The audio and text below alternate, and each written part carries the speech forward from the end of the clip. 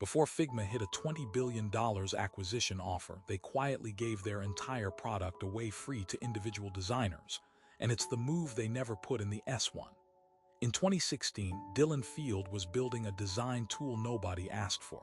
Sketch owned the market, Adobe owned the category. Figma had no enterprise team, no sales playbook, no budget. But that's not the part that made them billions. So they went free, not a trial, not a teaser. Fully free indefinitely for small teams. Every designer who signed up started pulling in colleagues. One account became a team became a department became a six-figure enterprise contract. Zero sales motion, pure organic spread. That move shouldn't have worked. SaaS companies need CAC, customer acquisition cost, to make unit economics function.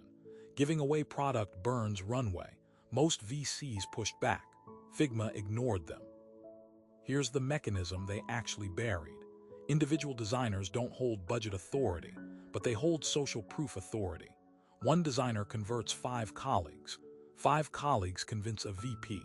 A VP signs an enterprise seat license. Figma's effective CAC was near zero because the product itself was the sales team, and nobody in the industry clocked it. Adobe paid $20 billion to acquire a company with no outbound sales function. Let that sit. So the real question, if your product is that good, who actually needs salespeople?